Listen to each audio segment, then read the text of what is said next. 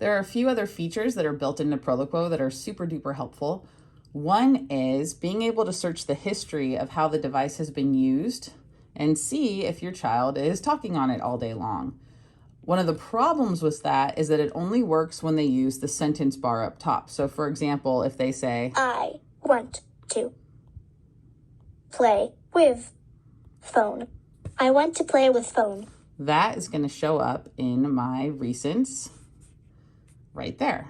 I want to play with phone. And there's also an option with a plus sign to turn that into a quick button. If you notice that your child is saying it all the time, you can kind of add it as a shortcut for them. But if your child does like, I need avocado, but they never hit the sentence bar, it is not going to show up in recents. So that is difficult for children like mine. She doesn't like to use the sentence bar because she doesn't like to repeat herself. Other kids are used to using the sentence bar. So when you're checking their history, just make sure you're asking, like if your child is at school, if they're using the sentence bar. And if they say yes, then everything should be appearing right here.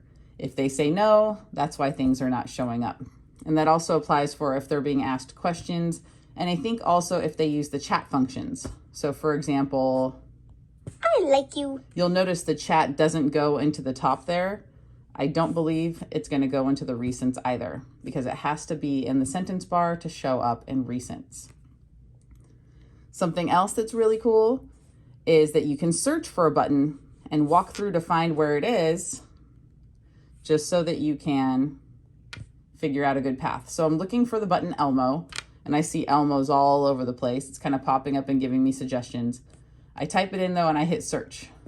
And now it's going to show me all the different paths where I can find that button and walk through those different paths.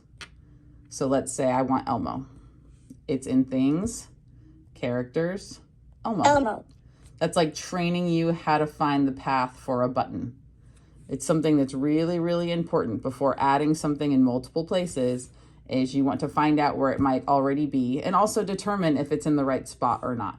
So like, let's say I'm looking for the help button. I'm going to hit search. Look at all these places where the button help shows up.